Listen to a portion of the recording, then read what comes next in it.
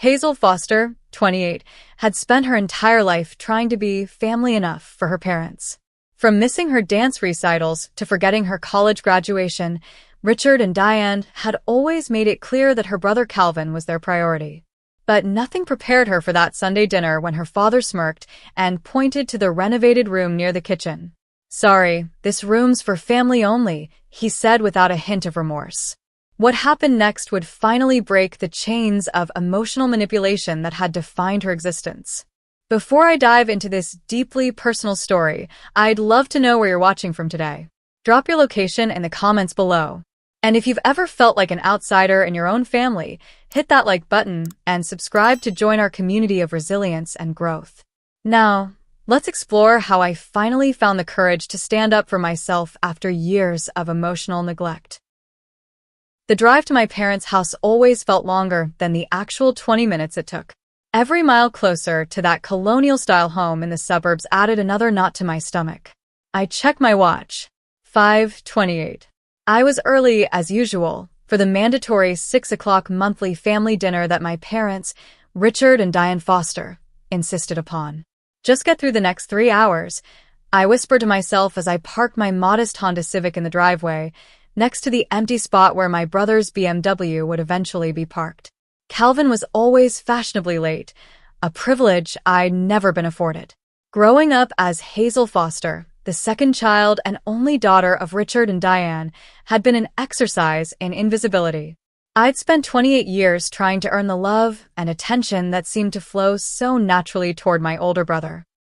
Calvin, 32, the golden child who could do no wrong, even when he dropped out of college to find himself for 3 years or when he burned through his trust fund starting businesses that inevitably failed. I adjusted my blouse and checked my reflection in the rearview mirror. My curly brown hair was neatly styled, my makeup subtle but professional. As an accountant at Parker Financial Services, I'd worked hard to build a stable life for myself. My salary of $72,000 a year wasn't extravagant, but I'd managed to save $65,000 and maintained an excellent credit score. My one-bedroom apartment in the city was small but comfortable. I had built this life with zero help from my parents, who had paid Calvin's rent until he was 27. The front door opened before I could knock. My mother, her blonde hair freshly highlighted, wore her usual pearl necklace and disappointed expression. "Hazel, you're early again," she said, glancing at her watch. Not hello, not it's good to see you. Just a reminder that I'd somehow failed to follow an unwritten rule about arrival times. "Hi, Mom," I said, leaning in for a hug that was returned with a perfunctory pat on my back. The house smelled of pot roast and lemon furniture polish. My father sat in his recliner, watching a golf tournament. He barely looked up when I entered. "Hello, Dad," I said. Oh, Hazel, you're here." He nodded before returning his attention to the television. I helped my mother in the kitchen, chopping vegetables and setting the table while she talked about the neighborhood gossip and Calvin's latest venture, an app for dog walkers that he was very excited about. I nodded and made appropriate sounds of interest while thinking about the report I needed to finish for Kenneth Parker, my boss, by Monday morning. "Remember when Calvin won the regional science fair in 5th grade?" my mother asked, stirring the gravy. The judges said they'd never seen such innovation from someone so young. I remembered. I also remembered winning first place in the state math competition that same year, an achievement that warranted only a distracted, "That's nice, honey," from both parents. The doorbell rang at 6:45. My father jumped up from his recliner with an energy I'd never seen directed at my arrivals. "Calvin's here." My brother entered like a returning hero, carrying an expensive bottle of wine and wearing the confident smile of someone who had always been told they were special. 6 feet tall with our father's strong jawline and our mother's blue eyes, Calvin had the kind of presence that filled a room. "Sorry I'm late," he said, though no one had mentioned his tardiness. "Traffic was insane coming from the investor meeting." "How did it go, son?" my father asked, clapping him on the shoulder as they walked to the dining room. "They love the concept," Calvin said. "We're looking at a seed round of $500,000. My mother beamed. "I always knew you'd make it big." Throughout dinner, The conversation revolved around Calvin's app, Calvin's investors, Calvin's new downtown loft, and Calvin's recent vacation to Bali. I sat quietly, answering direct questions with brief responses, knowing from experience that no one was particularly interested in my recent promotion or the fact that I'd been selected to lead a special tax optimization project for one of the firm's biggest clients. "So, Hazel," Calvin eventually said during dessert, perhaps noticing my silence, "what's new with you?" Before I could answer, my mother jumped in. "Oh, Hazel's doing the same as always. Still at that accounting firm." "Actually," I said, forcing myself to speak up, "I was promoted to senior accountant last month. I'm now leading a team on a major project." "That's great," Calvin said with what seemed like genuine interest. My father nodded distractedly. "Speaking of business, Calvin, have you thought more about that commercial property we discussed?" And just like that, the moment passed, and I was invisible again.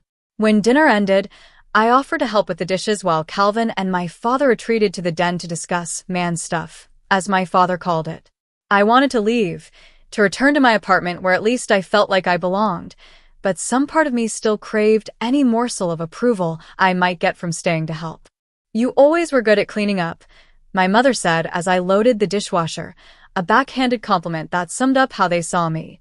The reliable one, the responsible one, the one taken for granted.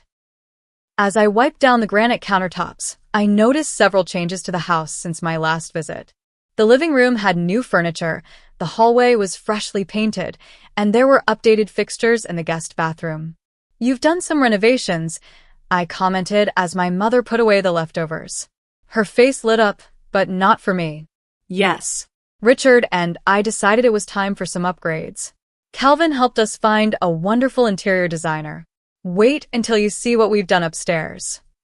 She led me through the house, pointing out new crown molding, recessed lighting, and an expensive Persian rug in the entryway. "And the master bath has been completely redone with Italian marble." "It all looks beautiful," I said, genuinely impressed. "Must have been expensive." "Well, you know what they say. You can't take it with you." She laughed, waving away my practical concern about cost. As we passed back through the kitchen, I noticed a door near the pantry that seemed different. It had been a small storage closet where we kept seldom-used appliances and holiday decorations, but now it had a new door with a brushed nickel handle. "What about this room?" I asked, moving toward it. "Did you renovate it too?" My mother's expression changed subtly. "Oh, that's still in progress." My father and Calvin emerged from the den just as I reached for the door handle. "What are you doing?" My father's voice had an edge to it. "I was just curious about the renovations in here," I said, my hand falling away from the door. My father stepped between me and the door, a smirk spreading across his face that made my stomach tighten. "Sorry, this room's for family only," he said, his tone casual, but his eyes cold.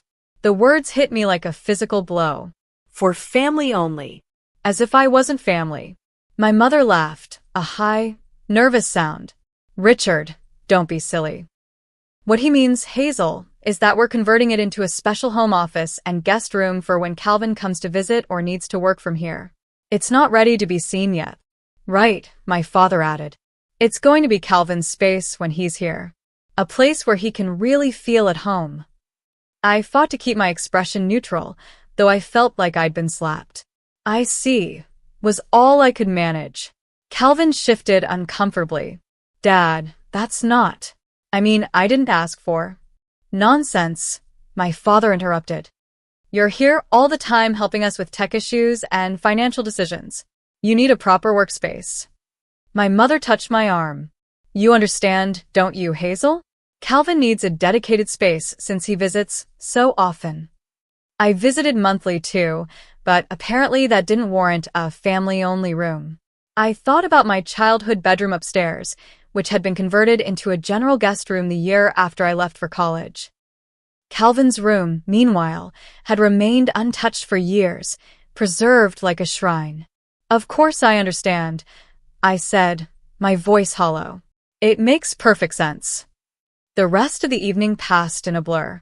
I nodded and smiled at appropriate intervals while feeling increasingly disconnected from the people who were supposed to love me unconditionally. When I finally said my goodbyes, no one tried to convince me to stay longer. Calvin walked me to my car. "Hey, that comment Dad made was out of line," he said, looking genuinely concerned. "I didn't ask them to make me an office or anything." "It's fine, Elite. I'm used to it." "You shouldn't have to be used to it," he said, but he didn't offer to confront our parents or refuse the special room being created in his honor. As soon as I pulled away from the house, the tears I'd been holding back began to fall. By the time I reached the highway, I was sobbing so hard I had to pull over onto the shoulder. With shaking hands, I called the one person I knew would understand. "Monica?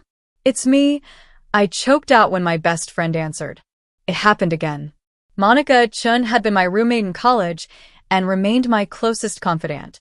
Unlike my parents, she saw me, really saw me. "What did they do this time?" she asked, her voice instantly concerned. I explained about the family-only room, barely getting the words out through my tears. "Oh, Hazel," Monica said softly. "I'm so sorry. That's incredibly hurtful." "Am I overreacting?" I asked, dabbing at my eyes with a tissue. "It's just a room." "It's not just a room, and you know it," Monica said firmly. "It's a symbol of how they've treated you your entire life. This isn't normal, Hazel. Parents shouldn't have favorites, and they definitely shouldn't be so blatant about it." Deep down, I knew she was right. This wasn't about a room. It was about a lifetime of being made to feel less than, of having to earn the love that was freely given to my brother. "I think maybe you should consider talking to someone professional about this," Monica suggested gently. "And maybe it's time to set some boundaries with your parents." Boundaries? The concept seemed foreign in relation to my family. Yes, boundaries. Like maybe skipping a few of these monthly dinners that leave you feeling terrible, or calling them out when they say hurtful things. The thought was terrifying. And yet, as I drove home to my empty apartment, I wondered what it would be like to stop seeking approval from people who seemed constitutionally incapable of giving it to me. "For family only," my father had said, and in that moment, something inside me had begun to crack. Not my heart, which had been broken by them many times before, but the chains of obligation and hope that had kept me coming back for more punishment, month after month, year after year. Maybe it was time to find out what family truly meant. "And how did that make you feel when your father said those words to you?" Dr. Eleanor Wells leaned forward slightly in her leather chair, her gray hair cut in a stylish bob that framed her kind face. She didn't take notes during our sessions, preferring to maintain eye contact, which I both appreciated and found intimidating. Like I was 6 years old again, I admitted. Like I was standing outside the door while they had a special family moment without me. It had been 3 weeks since the family-only incident, and this was my 4th session with Dr. Wells. Finding a therapist had been Monica's idea, and though I'd initially resisted, I finally made the appointment after another sleepless night replaying my father's smirk in my mind. "That's a very common reaction," Dr. Wells said. "When we experience hurt in adult relationships with our parents, it often reconnects us to childhood wounds. But shouldn't I be over this by now? I'm 28, not 8. Dr. Wells smiled gently. "Hazel, the parent-child relationship is one of the most formative in our lives. The dynamics established in childhood don't simply disappear because we grow up, especially when those patterns continue to be reinforced." She helped me understand concepts like emotional neglect and golden child syndrome that gave names to experiences I'd always felt but couldn't articulate. Most importantly, she validated that my pain was real and justified. "Your father's comment was deliberately exclusionary," she said, "and your mother's explanation, rather than acknowledging the hurt, only reinforced the message that your brother's needs are prioritized over yours." "So what do I do now?" I asked. "That's entirely up to you," Dr. Wells replied. "But I would suggest beginning to establish some healthy boundaries, which might include limiting contact when it becomes harmful to your mental health." The idea of missing a monthly family dinner felt both liberating and terrifying. What would happen if I simply didn't go? I found out the following Sunday when I texted my mother an hour before I was expected to arrive. Not feeling well today. Won't be able to make dinner. See you next month. The response was immediate. We're counting on you to help set up. Calvin is bringing his new girlfriend, and we want everything to be perfect. Not, I hope you feel better.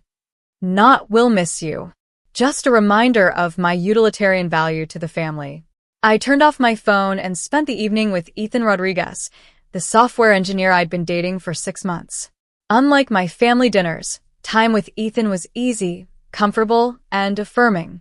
You're allowed to take care of yourself, he said as we cuddled on his couch, watching a documentary about deep-sea exploration. And for what it's worth, I think you made the right call. Ethan, with his warm brown eyes and quiet confidence, had been a revelation in my life. He listened when I spoke, remembered details about my day, and never made me feel like I had to earn his attention or affection. Tell me more about this special project at work, he said, genuinely interested in my career in a way my family never was. I explained how Kenneth Parker, the managing partner at the firm, had personally selected me to lead a tax optimization strategy for Westridge Pharmaceuticals, one of our biggest clients. That's incredible, Hazel, Ethan said, his eyes lighting up with pride. They obviously see how talented you are. It's a huge responsibility, I admitted. I'm leading a team of 4 other accountants, including people who have been at the firm longer than me. Because you're the best person for the job, Ethan said simply, as if it were the most obvious thing in the world. Over the next few months, I missed 2 more family dinners, using work as an excuse. Each time, the guilt lessened a little. Instead of subjecting myself to my parents' subtle digs and blatant favoritism, I focused on building connections with people who actually valued me. Jasmine Williams, a fellow accountant at Parker Financial, became a close friend after we collaborated on the Westridge project. We started having lunch together regularly, and she invited me to join her book club. You're exactly what this team needed, she told me one afternoon as we celebrated hitting a major milestone on the project. Kenneth can't stop singing your praises in partner meetings. Monica and I strengthened our friendship with weekly yoga classes and Sunday brunches. You seem different, she observed one morning as we shared a plate of blueberry pancakes. More confident. I feel different, I admitted. Like I'm finally allowing myself to prioritize relationships that are good for me. Even my relationship with Ethan deepened. One evening, as we walked through a neighborhood of beautiful brownstones after dinner, he casually mentioned buying a home someday. I've always wanted a place with character, he said, admiring a particularly charming building with bay windows. Something that feels like it has history, you know? I've been saving for a down payment, I found myself saying. Not for anything fancy, but somewhere that's truly mine. Ethan's hand tightened around mine. Maybe someday we could find a place that's ours, he said, the comment casual but weighted with possibility. The thought was both exciting and terrifying, but not in the same way family dinners were terrifying. This was the good kind of fear, the kind that comes with growth and possibility. My phone rang later that night as I was getting ready for bed. Calvin's name flashed on the screen, surprising me. We rarely spoke outside of family gatherings. Hazel? Hey, I just wanted to check on you. Mom and Dad are pretty upset that you've been missing dinners. I sat on the edge of my bed. Are they upset because they miss me, or because there's no one to help in the kitchen and listen to them talk about you all night? The silence on the other end told me everything. That's what I thought, I said. Look, I get it, Calvin said finally. They can be a lot, but they're asking if you're coming next Sunday. They say they have something important to discuss with both of us. Did they say what it was about? Something about a family financial opportunity, whatever that means. Dad sounded unusually excited. I thought about saying no, about continuing to protect the peace I'd been building. But curiosity and that ever-present desire for parental approval won out. Tell them I'll be there, I said, already wondering if I would regret it. 3 days before the scheduled family dinner, my father called. This in itself was unusual. My mother was typically the family communication hub. Hazel? It's Dad. Hi, Dad, I said, surprised by the warmth in his voice. He sounded almost friendly. "We've missed you at dinner, sweetheart. Your mother and I were just saying how quiet the house is without you." Sweetheart? He hadn't called me that since I was 10 years old. "I've been really busy with work," I said cautiously. Of course. We're so proud of your dedication to your career." This from the man who had once told me accounting sounded dreadfully boring and suggested I consider something more suited to women, like teaching. "Sunday's dinner is going to be special," he continued. "Your mother's making all your favorites. Lemon chicken, roasted asparagus, that chocolate cake you love. My favorite foods, which hadn't appeared at a family dinner in years." Something was definitely off. "Sounds great," I said, still wary. "Calvin mentioned you have something to discuss?" "Just an exciting opportunity we want to share with both our children," he said, emphasizing the word both in a way that felt calculated. "Nothing to worry about. We're just looking forward to having the family together again." When I shared the details of the call with Ethan that evening, he frowned. "It sounds like they're buttering you up for something," he said. "The sudden warmth, the favorite foods, the vague opportunity they want to discuss. I don't like it." "Neither do I admitted. "But I need to know what they're planning." "Want me to come with you?" Ethan offered. "Moral support?" The thought was tempting, but I shook my head. "I think this is something I need to handle myself. But thank you for offering."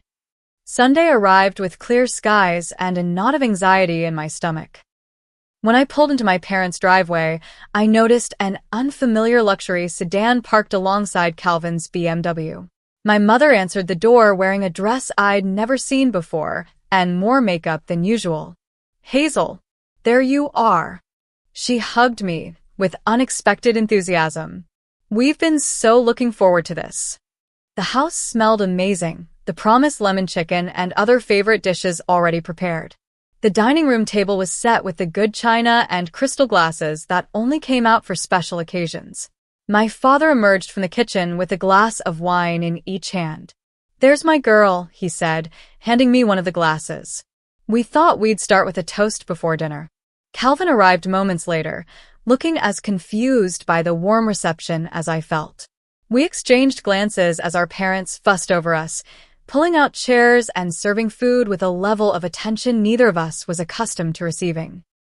Throughout dinner, my parents asked detailed questions about my work, my apartment, and even my relationship with Ethan, showing more interest in my life than they had in years. Calvin kept giving me questioning looks, clearly as uncomfortable with this sudden change as I was. When dessert was served, my mother's homemade chocolate cake that I hadn't tasted since my 16th birthday, my father cleared his throat. "Before we dig in, we have someone joining us for dessert." He pulled out his phone and tapped the screen a few times. "Calvin, can you set this up on the TV screen? It's a video call." Calvin connected the phone to the television, and soon a professional-looking woman in her early 40s appeared on screen. "Good evening, Foster family," she said with a bright smile. "I'm Melissa Turner from Elite Reality Group. I understand you're all gathered to discuss the Oakwood Heights property." My father beamed. "That's right, Melissa. Our whole family is here now." "Wonderful. Let me share my screen to show you the virtual tour again." The image changed to show a sprawling Tudor-style home in what I recognized as Oakwood Heights, the most exclusive neighborhood in our city. Room by room, Melissa guided us through a house that featured cathedral ceilings, a gourmet kitchen, marble bathrooms, and a backyard with an in-ground pool and outdoor kitchen. "As you can see, it's a truly exceptional property," Melissa concluded. 5 bedrooms, 4.5 baths, over 4,000 square feet of living space, and located in the top school district in the state. "It's beautiful," I said automatically, still confused about why we were being shown this house. "Isn't it?" my mother gushed. "Your father and I fell in love with it the moment we saw it." "Wait," I said, the pieces starting to come together. "Are you buying this house?" My parents exchanged excited glances. "We're ready for an upgrade," my father said. "This house is everything we've always wanted. More space for entertaining, a proper home office, and of course, plenty of room for when you kids visit." "But what about this house?" I asked. "You've lived here for 30 years. "We'll sell it, of course," my mother said. The market is excellent right now. Something still didn't add up. My parents lived comfortably, but not extravagantly. My father had retired from his management position at a manufacturing company 3 years ago, and my mother had never worked outside the home. How could they afford a house in Oakwood Heights? The price seems like a great value for the neighborhood, Melissa was saying. At $1.2 million, it's actually below market for comparable properties in the area. $1.2 million. My stomach dropped. We'll let you finish your family discussion, Melissa said cheerfully. Just remember, we'll need to submit the financing paperwork by Wednesday to secure the property. There are other interested parties. After she disconnected, an uncomfortable silence fell over the dining room. So, I said finally, that's what this dinner is about. You're buying a $1 million house. $1.2 million, my father corrected, as if the distinction mattered. But we're putting down a substantial deposit, so the mortgage will only be around $290,000. That's still a lot of money, I said carefully. Are you sure this is the right financial move for retirement? My mother waved away my concern. Your father has it all worked out. It's a solid investment. Which brings us to why we wanted both of you here tonight, my father said, looking between Calvin and me. We need a small favor to make this happen. What kind of favor? Calvin asked, his voice wary. My father took a deep breath. Well, there's been a slight hiccup with our financing application. Nothing serious, just a temporary credit issue from when I co-signed for your business loan last year, Calvin.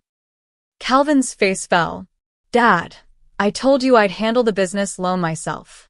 And you will, son. But in the meantime, the bank needs a little extra security on our mortgage. That's where you two come in.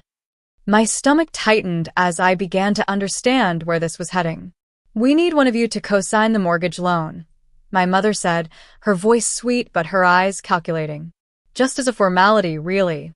The bank wants an additional name on the paperwork because of your father's recent retirement. And the business loan situation, Calvin added, his tone flat. That too, my father admitted. But it's just a technicality. We'll make all the payments, of course. You won't have to worry about a thing. My mother reached across the table and took my hand. We thought of you first, Hazel. You've always been so responsible with money. Your credit score must be excellent with your accounting background. And there it was. The real reason for the sudden warmth, the favorite foods, the interest in my life. They needed my financial credibility to secure their luxury dream home.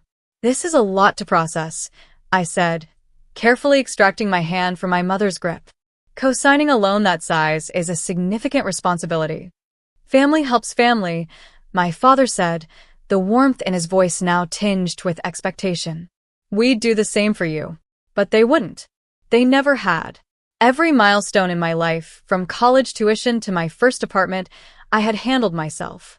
Meanwhile, they had supported Calvin through multiple failed ventures and financial missteps.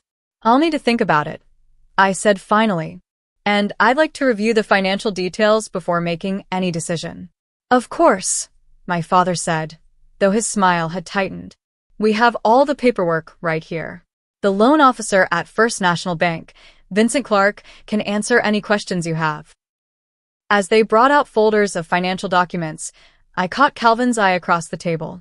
His expression mirrored my own internal alarm. Beneath the chocolate cake and warm words, this dinner had been nothing but a carefully orchestrated manipulation. Absolutely not, Monica said emphatically when I called her the next morning. Please tell me you're not seriously considering this. I sighed, looking at the folder of financial documents my parents had insisted I take home. I don't know what to do, Monica. They were so nice last night, nicer than they've been to me in years. Because they want something from you, Monica replied, her voice gentle but firm. That's not genuine connection, Hazel. That's manipulation. Deep down, I knew she was right. The warmth had disappeared from my father's voice as soon as I hadn't immediately agreed to co-sign. My mother's goodbye hug had been noticeably cooler than her greeting.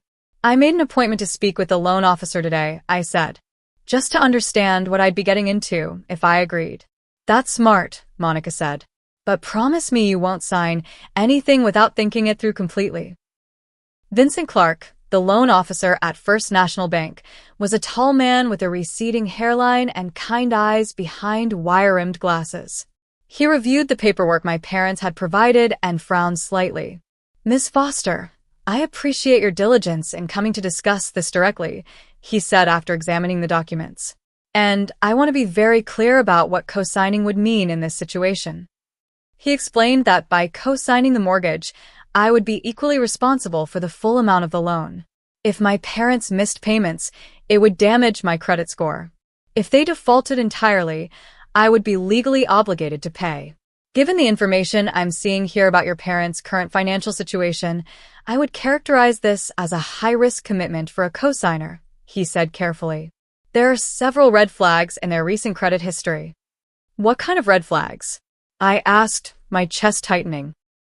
Vincent hesitated, clearly weighing his professional obligations against his concern for me. "I can't share specific details about their application without their permission. But speaking generally, when we see multiple late payments, significant existing debt, and recent credit inquiries, it suggests potential financial instability." After leaving the bank, I sat in my car for a long time, trying to process what I'd learned. My parents had presented their credit issue as a minor technicality, but Vincent's warnings painted a very different picture. That evening, I did something I'd never done before. I researched my parents' financial history. Using my accounting skills and some publicly available information, I discovered a pattern of refinanced mortgages, maxed-out credit cards, and a home equity line of credit that was nearly depleted. They weren't just buying an upgrade. They were trying to escape a financial hole of their own making. "You need to protect yourself, Dr. Wells said during our emergency session the next day. "Co-signing this loan could devastate your financial future." "But they're my parents," I said, the words sounding hollow even to my own ears. "Isn't family supposed to help family?" "Help should go both ways," Dr. Wells replied gently. "From what you've told me, they've never offered you the kind of support they're now asking from you. They'll be so angry if I say no." "Probably," she agreed. "But consider this. Are you willing to risk your financial security for people who excluded you from a family-only room just a few months ago?" The question hit me like a physical blow. For family only. The memory of my father's smirk as he blocked the door resurfaced, along with the lifetime of subtle rejections that had preceded it. When I returned to my apartment, Ethan was waiting with takeout food and a sympathetic ear. I showed him everything I discovered about my parents' finances. "This is worse than I thought," he said, examining my notes. "They're underwater on their current house and trying to upgrade to something 5 times more expensive? It doesn't make any sense." "It makes sense if they're trying to keep up appearances," I said, a realization dawning. "The fancy neighborhood, the luxury house, it's all about status." "At your expense," Ethan pointed out. "You know I'll support whatever decision you make, Hazel, but I'm worried about what this would do to you, financially and emotionally." My phone rang, Calvin's name appearing on the screen. I answered, putting it on speaker, so Ethan could hear. "Hazel, have you made a decision yet? Mom and Dad keep calling me about it." "I'm still thinking about it," I said. "The loan officer told me some concerning things about their financial situation." Calvin sighed heavily. "Yeah, I know. They asked me to co-sign first, actually." I said no. "You did."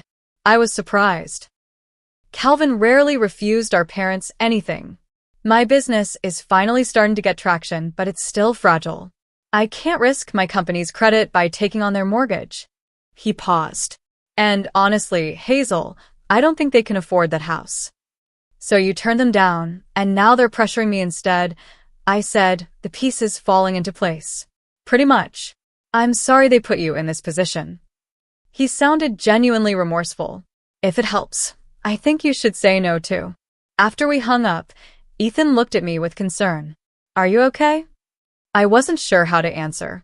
On one hand, I felt validated knowing Calvin had also refused.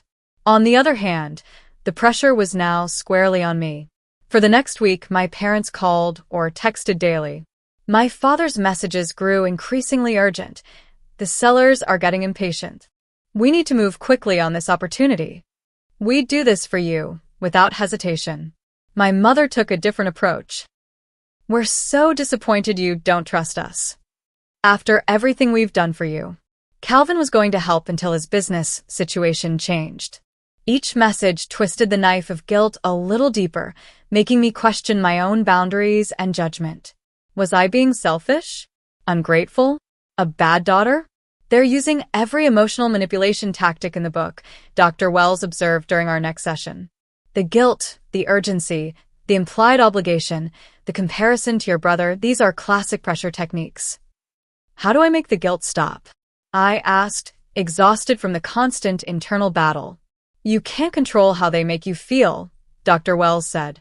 But you can decide whether to let those feelings drive your decision-making. As the pressure from my parents intensified, I found myself remembering other moments when they had manipulated me emotionally. The time they forgot to attend my college graduation but expected me to organize a huge party for Calvin's. The Christmas, when my gift was a blender while Calvin received a new laptop. The countless times my achievements were minimized while his were celebrated. We need your answer by tomorrow, my father said when he called on Friday. We're having a family dinner on Sunday to finalize everything. I'll be there, I said, my voice steadier than I expected. We can discuss it then. After hanging up, I stared at my reflection in the mirror. The woman looking back at me seemed different somehow, her eyes clearer, her jaw set with determination. For the first time in my life, I knew exactly what I needed to do. The atmosphere at Sunday's dinner was tense from the moment I arrived. Gone were the warm greetings and favorite foods of the previous week. My mother barely looked at me as she served a hastily prepared casserole, and my father's smile didn't reach his eyes. Calvin arrived shortly after I did, giving me a supportive nod as he took his seat at the table. Well, my father said once we'd all been served, let's not drag this out.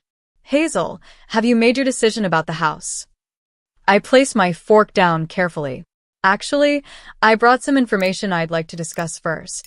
I pulled out a folder containing financial projections I'd prepared, showing the true cost of the mortgage over time and the potential impact if payments were missed. We don't need to see that, my father said dismissively. This isn't a business meeting. It is when you're asking me to take on $250,000 in liability, I replied, keeping my voice calm. I spoke with Vincent Clark at the bank. My mother's eyes widened. You went behind our backs to talk to the loan officer? I needed to understand exactly what co-signing would mean for me, I explained. And what he told me was concerning. Your current debt-to-income ratio is already problematic, and with Dad's retirement, your income is fixed. That's our business, my father snapped. All we need from you is a signature. You're overthinking this. I'm being thorough, I corrected him. This is what I do professionally, remember? Analyze financial risk. Well, aren't you special, my mother muttered. Always thinking you're so much smarter than everyone else. That's not fair, Calvin interjected, surprising me with his support. Hazel's right to ask questions. This is a huge commitment you're asking for. My father ignored him, focusing his irritation on me. Either you trust your family or you don't, Hazel. It's that simple. It's not about trust, I said, though of course it was in part. It's about financial reality. This house is far more than you can reasonably afford, even with my help. We've raised you, clothed you, put a roof over your head, my mother said, tears welling in her eyes. Is it too much to ask for your support now? The guilt card. It might have worked a month ago, even a week ago, but therapy and distance had given me clarity. I've been supporting myself entirely since I was 18, I reminded her. My college tuition, my apartment, my car. I've never asked you for financial help. Not everyone needs to be so independent, my father said coldly. Calvin understood the value of family support. Don't drag me into this, Calvin said, his voice unusually firm. I couldn't co-sign either, remember? My father waved his hand dismissively. Your situation is different. You're building a business. And Hazel's building her career and financial future, Calvin responded. The principle is the same. My mother dabbed at her eyes with a napkin. I just don't understand why you won't help us. After everything we've done for you. What exactly have you done for me? The question slipped out before I could stop it, years of hurt suddenly pushing to the surface. Excuse me?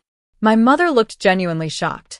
I'm curious what you think you've done that entitles you to put my financial future at risk, I continued, surprising myself with my calm tone. Because from where I'm sitting, I've been an afterthought in this family for as long as I can remember. That's ridiculous, my father said, but his eyes slid away from mine. We've always treated both our children equally. Really? I let out a short, disbelieving laugh. Is that why Calvin has a family-only room in this house while my childhood bedroom was converted into generic guest space the minute I left for college? My father's face flushed. That room is for practical purposes. Calvin visits more often and needs a workspace. I visit every month, I countered. Or, at least I did until recently. The difference is that Calvin is treated like family, while I'm treated like an obligation. You're being dramatic, my mother said, but her voice lacked conviction. Am I? When was the last time either of you asked about my promotion? Or remembered my birthday, without me reminding you? Or showed any interest in my life beyond what I could do for you? My father's expression hardened. If you're going to be ungrateful about everything we've done for you, maybe we should just ask someone else for help with the house. Good luck with that, I said quietly.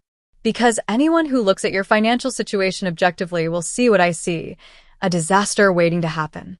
After everything we've done for you, my father repeated, his voice rising, this is how you repay us? Something snapped inside me. Years of suppressed hurt and anger crystallized into a moment of perfect clarity. I stood up slowly from the dining table, my hands perfectly steady. Not my house, I said, my voice calm but firm.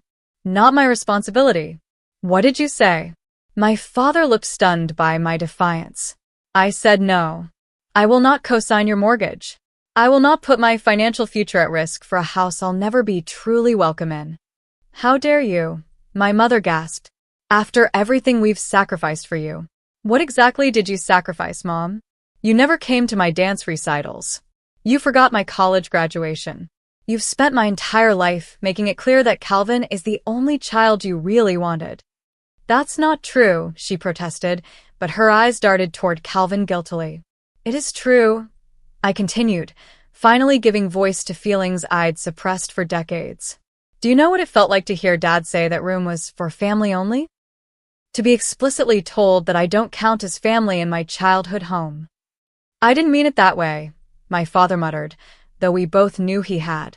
Yes, you did. And it wasn't just that moment. It's been my entire life. The missed birthdays, the forgotten achievements, the constant comparison to Calvin. Every time I've tried to earn your approval, you've moved the goalposts. Calvin cleared his throat. She's right, you know. You've always treated us differently. My parents stared at him in shock, clearly unprepared for both their children to confront them simultaneously.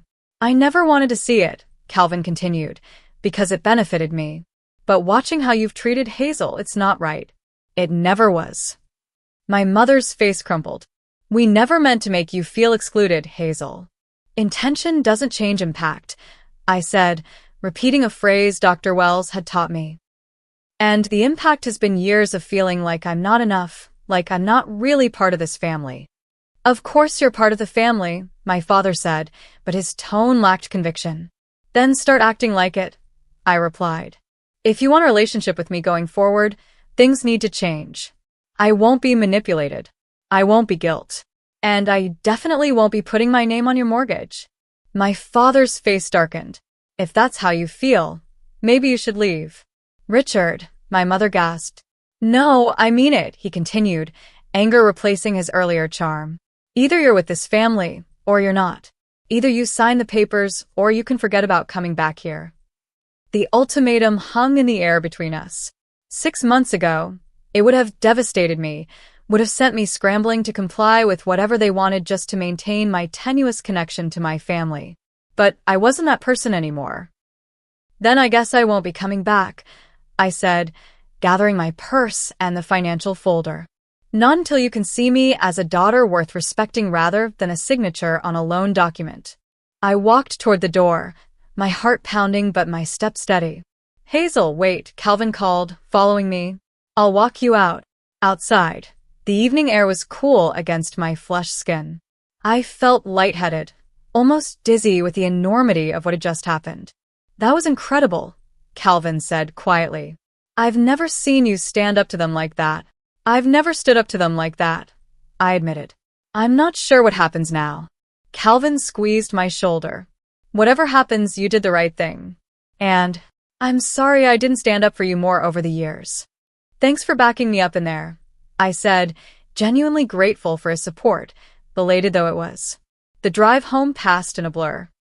When I finally pulled into the parking lot of Ethan's apartment building, where he was waiting for me, the emotional dam broke. I sobbed in his arms, releasing decades of pain and the fresh wound of my father's ultimatum. I might have just lost my family, I choked out between tears. No, Ethan said firmly, holding me close. You just stood up to people who never treated you like family should. There's a difference. As my tears subsided, exhaustion took their place. But beneath the fatigue and grief, I felt something unexpected, relief. For the first time in my life, I had spoken my truth without apology or qualification. Whatever happened next, I would face it on my own terms. This one has great natural light, Ethan said, opening the blinds in what could potentially be our home office. And the built-in bookshelves are a nice touch. 6 months had passed since the confrontation with my parents. 6 months of therapy, of strengthening relationships with people who truly valued me, of learning what healthy boundaries looked like in practice. And now, Ethan and I were house hunting. The kitchen is smaller than the last place we saw, I observed, running my hand along the granite countertop. But I like the open floor plan. And it's within our budget, Ethan added. Always the practical one. No financial stretching required. We had been saving diligently, combining my $65,000 in savings with Ethan's $50,000 to create a solid down payment. The houses we were considering were modest but comfortable, nothing like the $1 million showplace my parents had coveted. What do you think about the neighborhood? Our real estate agent, Sofia Garcia, asked as we explored the backyard. It's family-friendly, good schools, and only a 15-minute drive to both your workplaces. I like it, I said, imagining weekend barbecues and morning coffee on the small patio. It feels right. My professional life had flourished in the months since I'd established boundaries with my parents. The Westridge Pharmaceuticals project had been a resounding success, earning me a promotion to manager and a substantial raise. Kenneth Parker had taken me aside after announcing my new position. Your leadership on the Westridge project showed me exactly what you're capable of, he'd said. This promotion is well-deserved, Hazel. My relationship with Calvin had evolved too. Freed from our parents' dynamic of comparison and competition, we'd begun to build a genuine sibling bond. We met for coffee every few weeks, carefully avoiding discussion of our parents at first, then gradually processing our shared history as we grew more comfortable with each other. I always knew they favored me, he admitted during one of our conversations. But I told myself it was because I needed more help, or because you were more independent. I didn't want to see the unfairness because it benefited me. And I always believed I needed to earn their love, I replied. That if I was just perfect enough, responsible enough, they'd finally see me. You never needed to earn it, Calvin said. That was on them, not you. As for my parents, the estrangement had been difficult but necessary. They had tried calling repeatedly in the weeks after our confrontation, leaving messages that oscillated between guilt-inducing, "How could you abandon your family?" and minimizing, "You completely overreacted to a simple financial request." Following Dr. Wells' advice, I had responded with a brief email outlining the conditions under which I would consider rebuilding our relationship, acknowledgement of past behavior, commitment to change, and respect for my boundaries. Their response had been defensive and dismissive, making it clear they weren't ready for genuine reconciliation. Then, about 3 months after our confrontation, I'd received an unexpected email from my mother. "We've had to sell the house," she wrote. "The bank wouldn't approve our loan for Oakwood Heights, and we couldn't keep up with the payments on this one anymore. We're moving to a condo next month. I wish things had turned out differently. There was no apology, no acknowledgement of how their financial irresponsibility had led to this outcome, but it was the first communication that didn't attempt to blame me for their problems. A month later, Calvin reported that our parents had indeed downsized to a 2-bedroom condominium in a retirement community. My father had been forced to take a part-time job to supplement their income, and the experience of financial humbling seemed to be slowly changing their perspective. "Back to this house," Ethan said, drawing me out of my reflections. "What's your gut feeling?" I looked around the sunlit living room, trying to imagine our life here. It wasn't perfect. The bathrooms needed updating, and the basement was unfinished, but it felt like somewhere we could build a future together. "I think this could be home," I said. "Our home." 2 weeks later, our offer was accepted. As we signed the mountain of paperwork at the closing, I couldn't help but contrast this careful, responsible purchase with my parents' reckless reach for luxury they couldn't afford. We moved in on a Saturday, with Monica, Jasmine, Calvin, and several other friends helping to carry furniture and unpack boxes. By evening, though the house was still chaotic with half-unpacked belongings, it already felt like home. "I propose a toast," Ethan said, raising a plastic cup of champagne in our kitchen surrounded by friends. "To Hazel, the strongest person I know, and to new beginnings." "To new beginnings," everyone echoed, and the warmth of genuine connection filled the room. The following weekend, as Ethan and I worked on setting up the second bedroom as a home office, my phone rang with an unfamiliar number. "Hello," I answered, wedging the phone between my ear and shoulder as I assembled a bookshelf. "Hazel, it's Mom."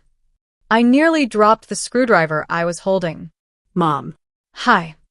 Calvin told us you bought a house," she said, her voice uncharacteristically hesitant. "Congratulations." "Thank you," I replied, uncertain where this conversation was heading. "Your father and we've been doing some thinking, and some talking with a marriage counselor." She paused. "We'd like to see your new home, if that's something you'd be open to." I sat down on the floor, processing her words. "The last time we spoke, Dad said I wasn't welcome back unless I signed those loan papers." "I know," she said quietly. "That was wrong. We were wrong about a lot of things." It wasn't a full apology, but it was more acknowledgement than I'd ever received from either of my parents. "I'd need to think about it," I said carefully. "And talk to Ethan." "This is his home too." "Of course," my mother replied. "Just let us know." After careful consideration and discussion with Dr. Wells, Ethan, and Calvin, I decided to invite my parents for dinner the following month.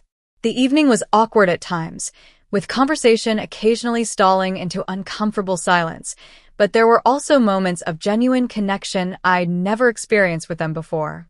As I showed them around the house, my father commented on the solid construction and Ethan's skilled carpentry in the kitchen updates. My mother brought a houseplant as a gift and asked thoughtful questions about our plans for the garden. When we reached the home office, I paused at the doorway, a small, petty part of me tempted to echo my father's cruel words from that day that had changed everything. "Sorry, this room's for family only." But as I looked at my parents, now looking smaller and older in our modest but warm home, I realized I didn't need or want to inflict that pain in return. "This is our home office," I said instead, opening the door wide. "Ethan and I both work from home sometimes, so we wanted a space that works for both of us." My father nodded, his eyes taking in the dual desks, the bookshelves, the framed photo of Ethan and me on a hiking trip. "It's a good use of the space," he said. "Practical." As they prepared to leave after dinner, my mother hesitated at the door. "I know we have a long way to go," she said softly, "but I'm glad you invited us, Hazel." "Me too," I replied, surprised to find I meant it. Recovery from a lifetime of emotional neglect wouldn't happen overnight. My parents might never be the warm, supportive parents I had longed for as a child. But as they drove away that evening, I felt a sense of closure that had nothing to do with their approval or validation. I had built a life filled with people who valued me for exactly who I was. I had established boundaries that protected my well-being and financial security. I had created a home where everyone was family, not just those who fit a narrow definition. In my living room, I hung a small wooden sign Ethan had made as a housewarming gift. It read simply, "Home is where you're valued." Looking around at the life we were building together, I knew I had finally found exactly that. Did you ever have to stand up to family members who were trying to take advantage of your generosity? I'd love to hear your stories in the comments below. If this story resonated with you, please hit that like button and subscribe to my channel for more stories about setting boundaries and building healthy relationships. Share this video with someone who might need to hear that it's okay to say, "Not my responsibility," sometimes. Thank you for joining me today, and remember that creating your own definition of family is sometimes the most powerful act of self-care you can choose.